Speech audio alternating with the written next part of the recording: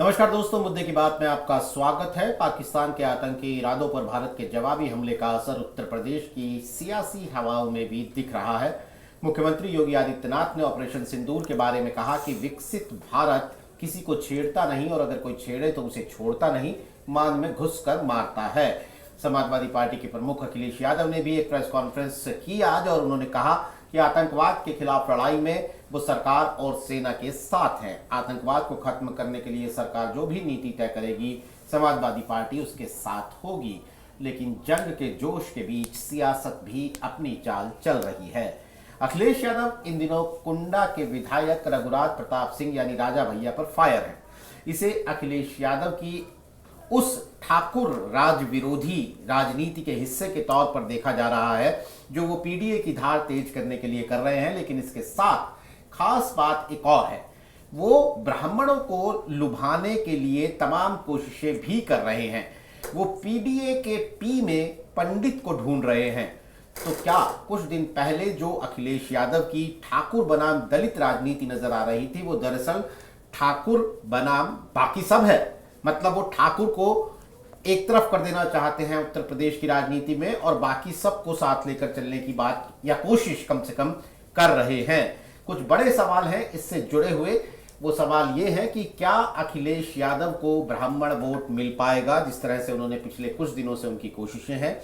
क्या अखिलेश यादव की इस ब्राह्मण राजनीति से उन्हें दलित और पिछड़े वोट का नुकसान नहीं होगा? क्या यूपी में ठाकुर बनाम ब्राह्मण अखिलेश कर पाएंगे? यानी जो माना जाता है कि कम से कम जनरल कैटेगरी का जो वोट है वो आंकड़े भी बताते हैं कि बीजेपी को एक मुश्त पड़ता है, क्या उसमें भी किसी भी तरह की ठाकुर बनाम ब्राह्मण अखिलेश यादव कर पाएंगे? ये जानने समझने के लिए हमारे साथ मौजूद हैं दो बेहद वरिष्ठ पत्रकार। हमारे साथ मौजूद हैं हेमंत तिवारी जी, जो कि वरिष्ठ पत्रकार हैं, राजनीतिक विश्लेषक हैं, पिछले कई दशकों से 4 दशकों से उत्तर प्रदेश की राजनीति को करीब से देख रहे हैं।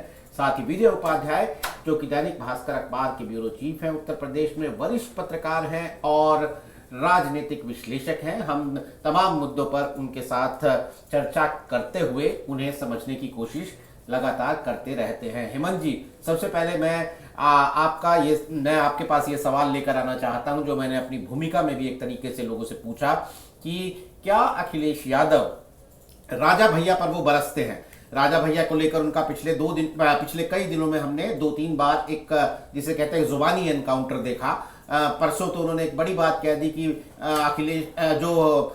मुलायम सिंह यादव ने जो कोटा हटाया था राजा भैया के खिलाफ वो ही सही नहीं था, वो नहीं हटाना चाहिए था। तो क्या वो ये अखिलेश वर्सेस राजा भैया ही है, या राजा भैया के बहाने अखिलेश उस कोट अनकोट ठाकुर राज की राजनीति को एक साइडलाइन करना चाहते हैं या अंडरलाइन करना चाहते हैं? देखिए नीरज जी, चाहे ठाकुर हो चाहे ब्राह्मण, चाहे राजा भैया जो एक लंबे वक्त तक उनके बगलगीर रहे हो, या फिर कोई ब्राह्मण जैसे हाथा यानी हरशंकर तिवारी के, स्वर्गीय हरशंकर तिवारी के परिवार को एक बड़ा उदाहरण रखते हुए वो ब्राह्मण उत्पीड़न की बात। आप मुझे बताइए, 2012 में सत्ता संभालने के बाद अखिलेश यादव राजनीतिक रूप से लगातार कमजोर हुए।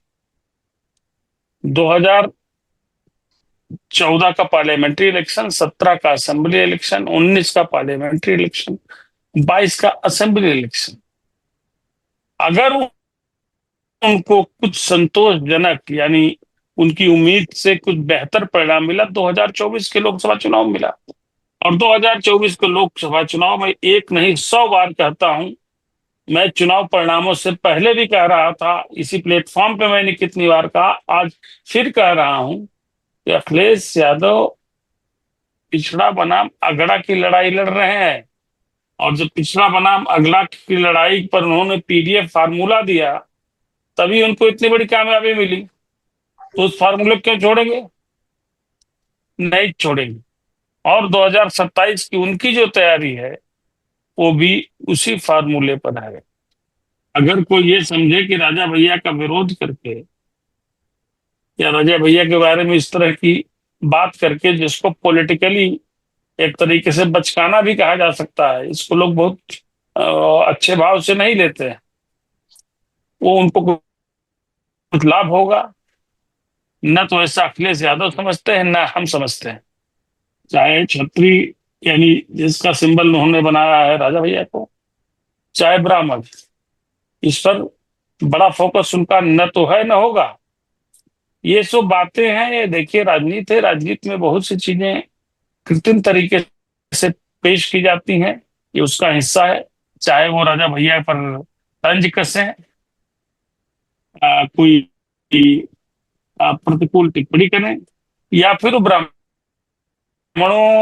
के उत्पीड़न की, कथित उत्पीड़न की बात करें, इसका कोई मतलब नहीं है। ना अखिलेश यादव को इससे बहुत ज्यादा लेना देना है। लेकिन राजनीति है, राजनीति में ये तो नहीं कह सकते कि हम इनके साथ नहीं हैं, इनको साथ नहीं लेंगे, ये कह भी नहीं सकते। पर उनका मेजर फोकस वही है, जिस जिस फार्मूले से, जिस इक्वेशन से उनको 2024 में यूपी में बड़ी कामयाबी मिली और भारतीय जनता पार्टी की करारी हार हुई। करारी हार से मेरा मतलब कि उतना ही डेफिसिट हुआ जितना भारतीय जनता पार्टी यानी नरेंद्र मोदी की सरकार को अपने दम पर बहुमत लाने के लिए जितना कम संख्या उनकी रही। तो ये तो अखिलेश यादव कामयाबी है। तो जब कामयाब फार्मूला होता है उसके आदमी रिपीट करेगा, उसमें क्या आगे पीछे बढ़ाएगा? तो मैं ऐसा नहीं समझता हूं। और अखिलेश यादव को स्वयं पता है कि उनको ठाकुरों को कहाँ कितने वोट मिलने वाले हैं, और ठाकुरों को वोट लेने के चक्कर में वो उस वर्ग को क्यों बुला देंगे। जब ये मान करके चला जा रहा है राजनेताओं द्वारा कि अगर ठाकुरों को वोट लेंगे तो फिर ओबीसी नाराज हो जाएगा, ओबीसी क्यों नाराज करना चाहेंगे, गैर जाटों दलितों को क्यों नाराज करना चाहेंगे। और न तो उनको ठाकुरों की खास ज्यादा आवश्यकता है, न ही ब्राह्मणों वोटों की आवश्यकता है।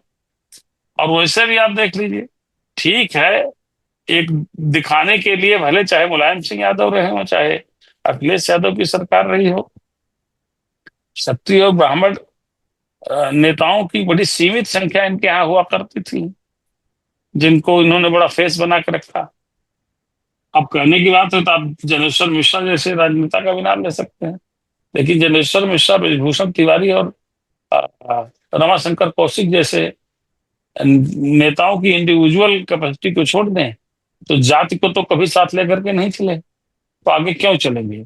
मेरा इस पूरे जो पिछले एक हफ्ते में अखिलेश यादव ने प्रेस वार्ताएं करके जो बातें कही हैं, पहले क्षत्रियों को इंगित करते हुए और अब ब्राह्मणों की जो कथित तो उन पर अन्याय हो रहा है उसको लेते हुए जो कोई बातें कही हैं, ये तात्कालिक प्रभाव की बातें हैं, एक पॉलिटिकल दिखावा है।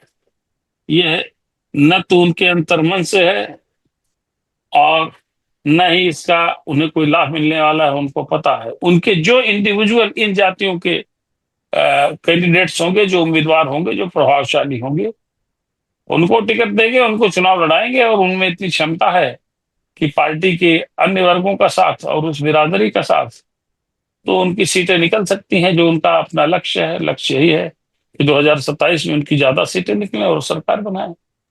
जी जी बिल्कुल। जी, आप कैसे देखते हैं अखिलेश यादव की? आप कोई इसे एक जैसा कि कहा जा रहा है कि भाई पीडीए तो उनका जो है वो पिछड़ा, दलित और अल्पसंख्यक ही है, बाकी उसमें तो जो आता जाए, जो मौका होता है उसके मुताबिक अखिलेश यादव ये सब जार्गन यूज कर लेते हैं। आप ये इस पूरी पॉलिटिक्स को, राजा भैया, पंडित रामजी लाल सुमन, जो पिछले दिनों की एक राजनीतिक घटनाक्रम है अखिलेश यादव की राजनीति के इर्द गिर्द, आप इसे कैसे रीड कर रहे हैं?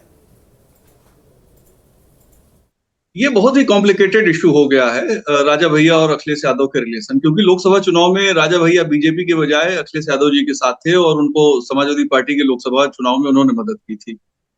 अब दूसरी बात यह है कि करणी सेना का आप काम देख लीजिए। करणी सेना ने जिस तरीके से रामजी लाल सुमन का विरोध किया, उससे मुझे लगता है कि पिछड़े और दलितों में एक एकजुटता पैदा हुई कि भाई ये तो ठीक नहीं है, इस तरीके से तलवारें लहरा के विरोध नहीं होना चाहिए। तो मुझे लगता है कि परोक्ष, और करणी सेना ने लोकसभा चुनाव में भाजपा का विरोध किया था उन्होंने भाजपा हराओ अभियान बाकायदे चला रखा था।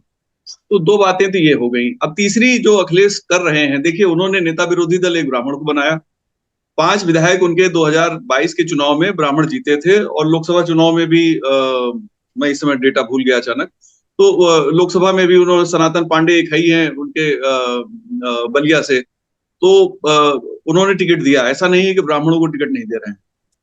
एक गणित ऐसी है उत्तर प्रदेश की, जो स्ट्रक्चर आप कुछ भी बनाइए, उस पे जो ढांचा खड़ा करना होता है, यानी नींव कुछ भी बना लीजिए, लेकिन जो मकान बनेगा राजनीति का वो जाति विहीनता का ही बनेगा, यानी सभी को लेके ही बनता है।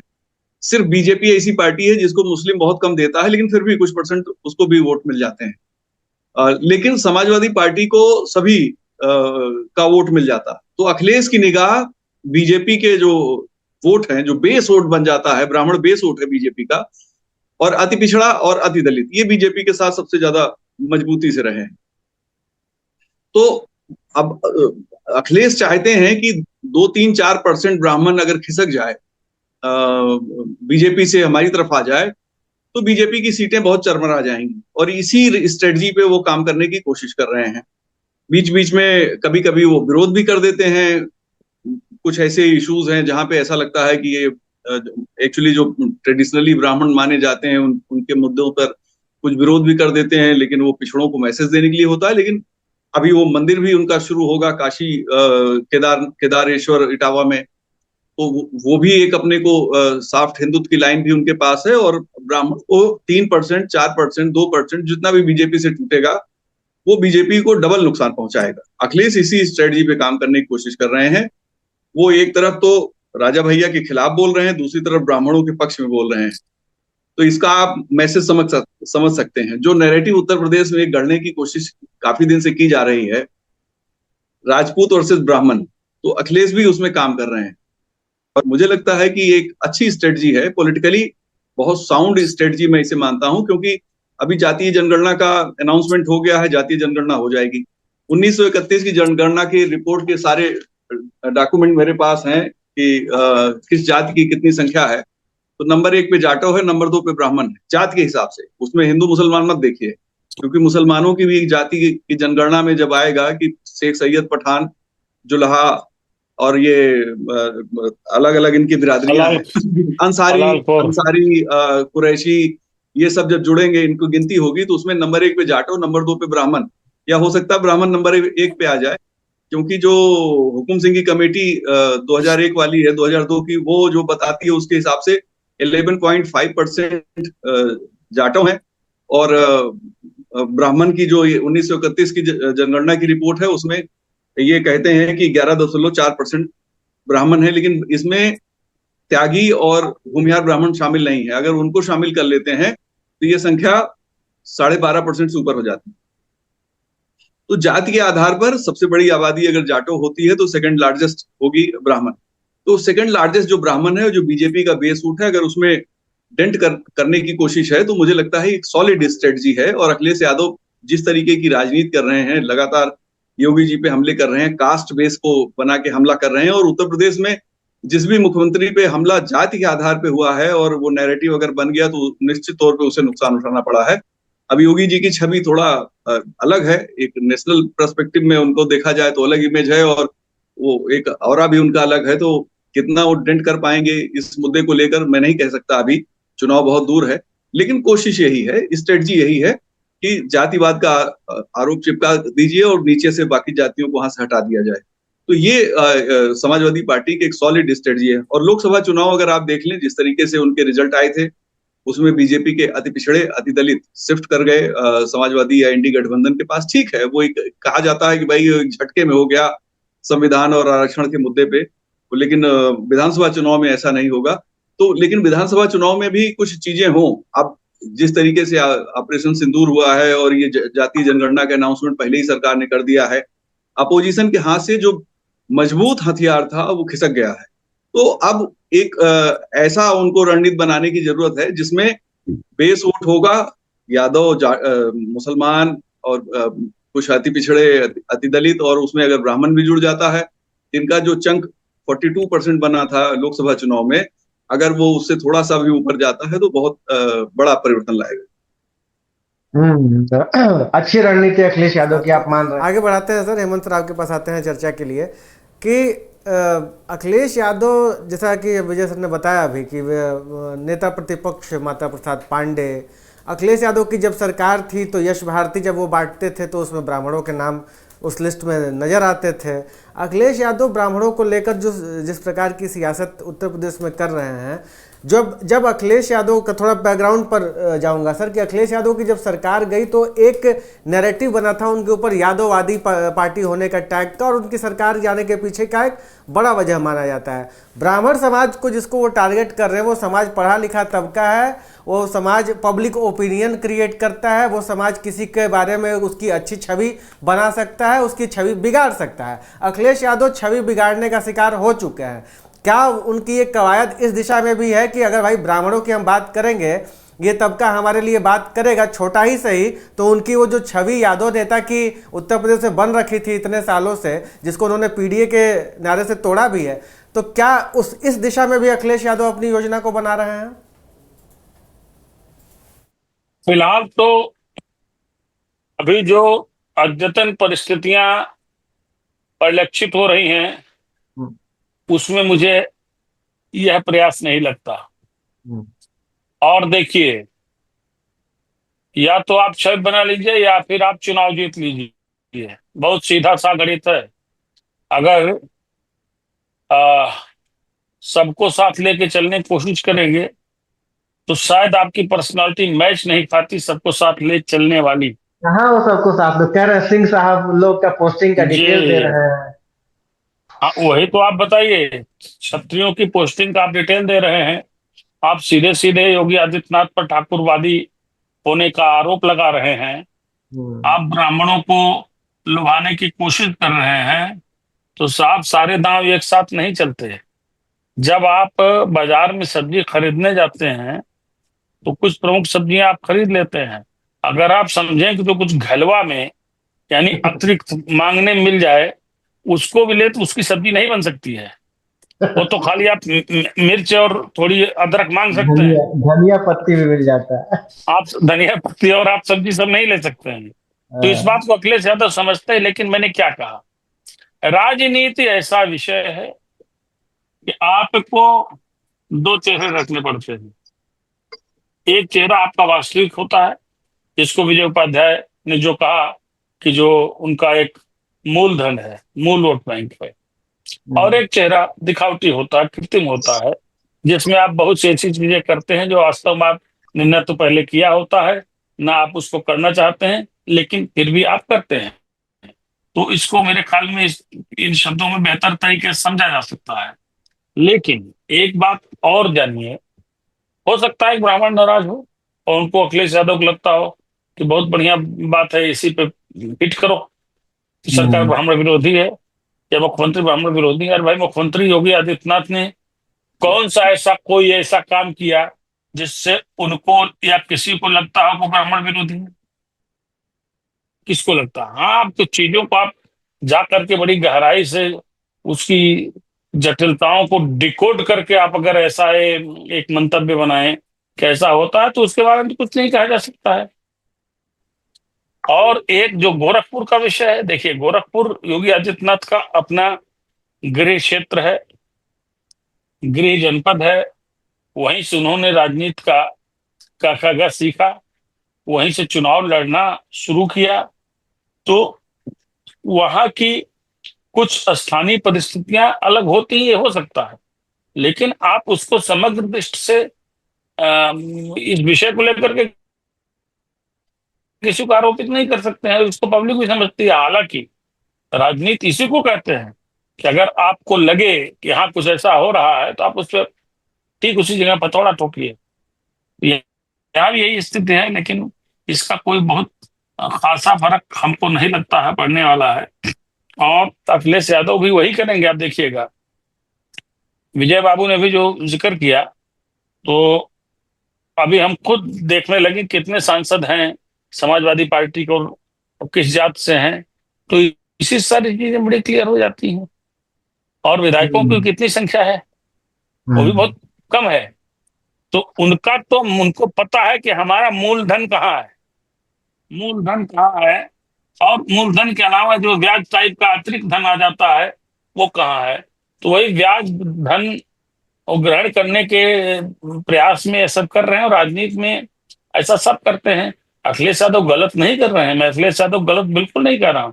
अखिलेश यादव को 2024 के लोकसभा चुनावों का जो लाभ प्राप्त हुआ है, जिसको आप अगर असेंबली सेगमेंट वाइज ट्रांसलेट कर दें तो अखिलेश यादव की सरकार है, फिर अखिलेश यादव की उत्तर प्रदेश में सरकार है, आप उसी को माने।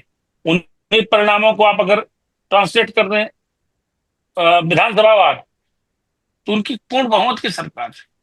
तो भारतीय जनता पार्टी भी इस दृष्टि से, भारतीय जनता पार्टी भी कुछ सोच रही है, उसको भी उसका जो मुकम्मल वोट है, जैसे कहा जाता है ब्राह्मण क्षत्रिय उसको वोट करते हैं। ये अलग बात है कि पिछले चुनाव में सही कहा विजय उपाध्याय ने कि पिछले चुनाव में क्षत्रियों ने बहुत स्थानों पर वोट नहीं किया, और इस पर हम लोगों ने कितनी बार बहस की है, चर्चा की। लेकिन समग्र रूप से देखें तो सिर्फ 92% क्षत्रियों ने बीजेपी को ही वोट किया था। जी जी जी, ऐसा है।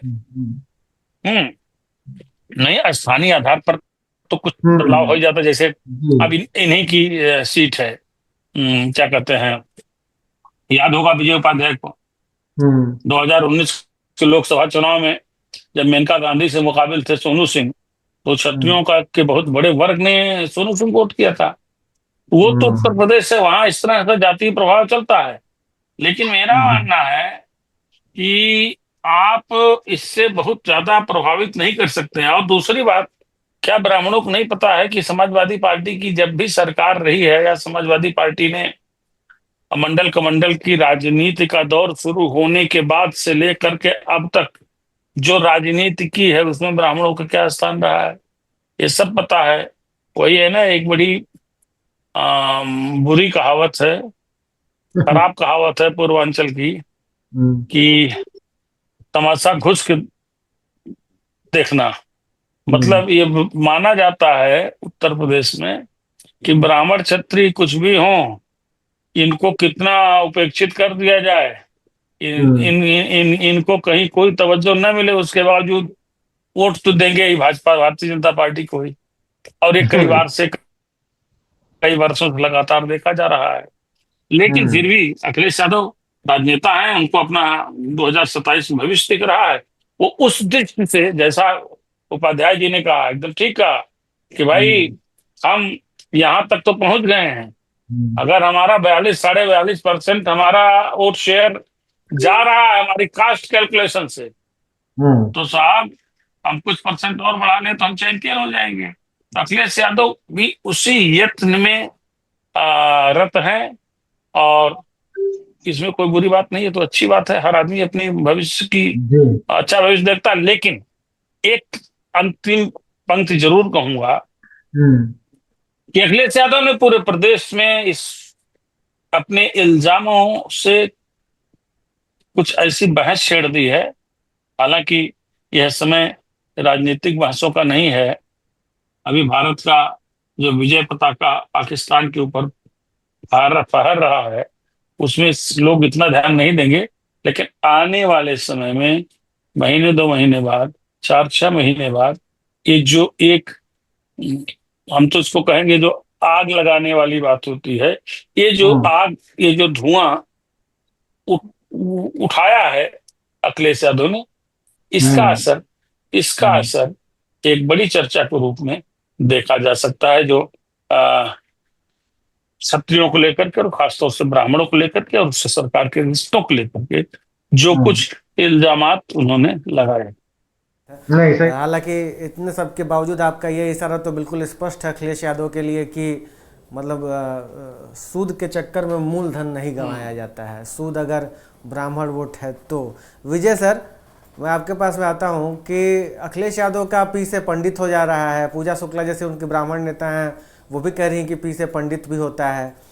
लेकिन कुछ जो आइडेंटिटी पॉलिटिक्स, यानी दलित पिछड़ों की राजनीति को समझने वाले और बात करने वाले एक्सपर्ट्स हैं, उनका मानना है कि ब्राह्मणों के जो प्रातः स्मरणीय श्लाघा पुरुष हैं परशुराम जी, उनके करीब जितना अखिलेश यादव आते हैं, जय परशुराम कहने की जितनी वो कोशिश कवायद करते हैं, उनका जो पीडीए का असली मूल मंत्र है वो पीछे छूट जाता है। पिछड़ा दलित अल्पसंख्यक एकता का मूल मंत्र है उनका, जो वो कहते हैं कि हम बहुजन और सामाजिक कल्याण की राजनीति, इस तरफ हम बढ़ रहे हैं।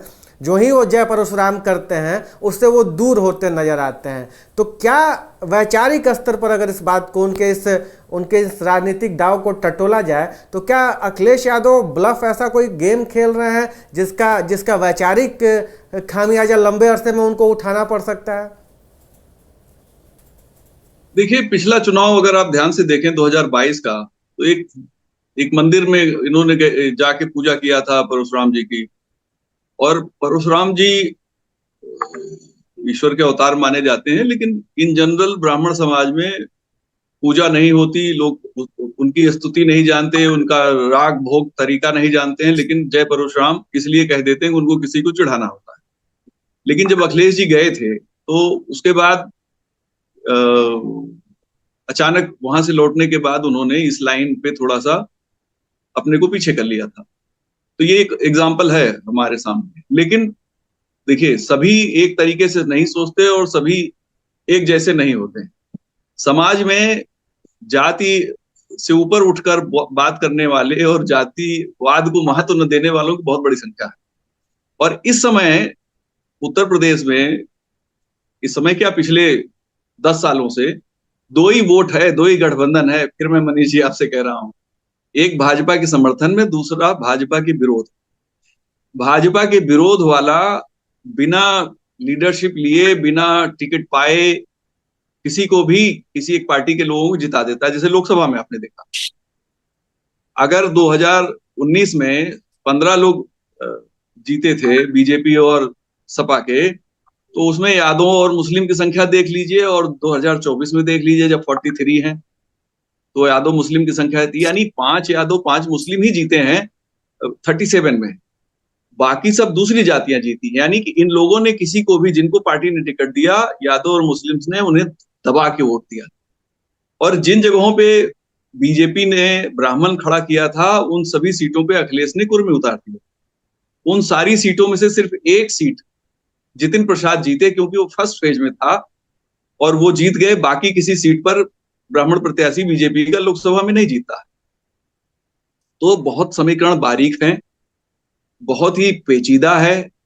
और जिन क्षत्रियों की आलोचना कर रहे हैं, अभी थोड़े दिन पहले गलबहिया थे, 4 जून के पहले तक,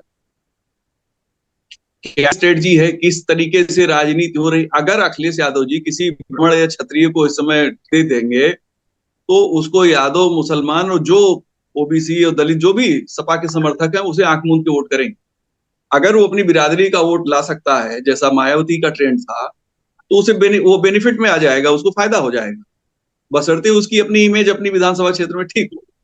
तो ये जो टिकट का समीकरण है, मुझे लगता है कि जैसे ब्राह्मण बाहुल सीट है, अगर अखिलेश यादव वहां ब्राह्मण दे देंगे और बाकी जातियां और जो मुस्लिम यादव और सब हैं, अगर उस ब्राह्मण को वोट देंगे, तो ब्राह्मण भी ज्यादा वोट दे देगा। भैया इसके पास तो ज्यादा वोट है, तो ये जीत सकता है, किसी को दिया जाए। तो इस तरह के जो समीकरण होते हैं बड़े इंपॉर्टेंट होते हैं। और अखिलेश यादव एक गुंजाइश बना के रखना चाहते हैं कि हमारा किसी से कोई बैर नहीं है। और मुझे लगता है कि ये जो इनकी स्ट्रेटजी है, ये सोशलिस्टों की पुरानी स्ट्रेटजी है, उसे रीडिफाइन कर रहे हैं। और जब कोई नहीं अंदाज लगा रहा था, तो मेरा तो अंदाजा था कि माता प्रसाद पांडे हो सकते हैं नेता विरोधी दल, और 3 दिन बाद हो भी गए थे। तो मैं ऐसा मानता हूं कि ये एक्सरसाइज तो तभी से कर रहे हैं। लेकिन दिक्कत क्या है, उत्तर प्रदेश में ब्राह्मण समाज वोट तो काफी है, ना इनमें एकजुटता है। कहते हैं लोग कि ब्राह्मणों में बड़ी एकता होती, लेकिन है नहीं। और ना इनके पास अच्छे लीडर हैं। लीडर क्राइसिस है ब्राह्मणों में, पूरे उत्तर प्रदेश में आप देख लें तो। जो इनके पुराने लीडर थे, अब वो कमजोर हो गए हैं या उनकी पहचान नहीं, और जो हैं भी अभी, उनकी रीजनल इमेज है, अपनी लोकल इमेज हो सकती है, प्रदेश स्तर पे उनकी इमेज नहीं है। तो ये एक क्राइसिस है। मुझे लगता है कि 2027 तक आते आते चीजें बदलेंगी, और अखिलेश यादव कुछ इसी में एक्सप्लोर करने की कोशिश कर रहे हैं। क्योंकि देखिए, अब वो जान गए हैं, वो तो लोकसभा चुनाव में कह रहे थे हम बीजेपी का फार्मूला जान गए हैं, उसी फार्मूले पे चुनाव लड़ेंगे, और वो लड़े। इस बार अगर बीजेपी के फार्मूले को विधानसभा में वो अडॉप्ट करते हैं तो देखना पड़ेगा कि कितना वोट उनको मिलता है और कितनी सीटें उनकी आती हैं। लेकिन संभावनाओं पे काम कर रहे हैं और बीजेपी के सामने चैलेंज पेश कर रहे हैं। आप देखिए, अखिलेश यादव ब्राह्मण की बात कर रहे हैं और भाजपा के संगठन मंत्री दलित सम्मेलन कर रहे हैं। और पहली बार है भाजपा के जो प्रदेश संगठन मंत्री हैं जिलों में दलित सम्मेलन कर रहे हैं और आगे की उनकी रणनीति यह है कि हम अगड़ा और दलित को एक साथ बैठा के मीटिंग करेंगे, जैसे मायावती जी ने 2005 से 7 के बीच में किया था। तो कई तरीके के कॉम्बिनेशन और फार्मूले बन रहे हैं और सब दल अपने तरीके से राजनीति कर रहे हैं। लेकिन ये जो चीजें बदल रही, जिस तेजी से बदल रही, पूरा सॉफ्टवेयर और इकोसिस्टम पॉलिटिकल यूपी का बहुत तेजी से बदल रहा है। 6 जून के बाद से अगर आप देखें नीरज जी, तो बहुत ज्यादा बदलाव आया। अब अगले 6 महीने मुझे लगता है कि फिर और ज्यादा बदलाव आ जाए, क्योंकि जब जातीय जनगणना का मुद्दा कमजोर हो गया तो अब ले दे के एक ही बचा है कि भाई आरक्षण को बढ़ा दिया जाए। तो बढ़ा दीजिए आरक्षण, 60% तो ईडब्ल्यूएस को मिला के अभी है, बढ़ जाएगा। तो सवाल ये है कि अब लोगों को ओबीसी और दलित जिनको आरक्षण के मुद्दे पे बहुत इकट्ठा किया गया था, अब उनको इस बात का एहसास है कि न सरकारों के पास बजट है और न सरकार उतनी नौकरियां दे सकती है। सिर्फ बीजेपी सरकारों से एग्जाम्पल नहीं आ रहा, ये तो कांग्रेसी राज्यों वाले से सरकारों से ये एग्जाम्पल आ रहा, चाहे वो कर्नाटक हो चाहे हिमाचल प्रदेश हो। तो लोगों को पता लग रहा है कि किस तरीके से जीवन जीना है, किस तरीके से आर्थिक विकास करना और राजनीति के पैरामीटर पे हमें अपने को कैसे फिट करना है। तो वो सारी चीजें मुझे लगता है कि ये जो पॉलिटिकल सॉफ्टवेयर है अपग्रेड होगा अगले 6 महीने में और उसका असर शायद 27 तक जाएगा। नहीं, बिल्कुल 27 तक जाएगा। और जैसा कि विजय उपाध्याय ने कहा कि बहुत बारीक समीकरण है जो आने वाले दिनों में और उठापटक देखेंगे। तो दोस्तों, एक युद्ध, एक जंग जो है वो हथियारों के साथ भारत और पाकिस्तान की सरहद पर लड़ी जा रही है। तो एक सियासी जंग 2027 के उपचुनाव के लिए, 2027 के विधानसभा चुनाव के लिए उत्तर प्रदेश में भी लड़ी जा रही है। तो इस जंग में भी तमाम तरह के हथियार इस्तेमाल होंगे, जो जुबानी हथियार होंगे, जो रणनीतिक हथियार होंगे, और उन पर हमारी नज़र बनी रहेगी। विजय उपाध्याय, हेमंत तिवारी जैसे वरिष्ठ राजनीतिक विश्लेषकों के साथ हम इन रणनीतियों को समझने की कोशिश करते रहेंगे। आप दोनों मेहमानों का आज हमारे साथ कार्यक्रम में शिरकत करने के लिए बहुत बहुत शुक्रिया। तमाम दर्शकों का आभार। नमस्कार।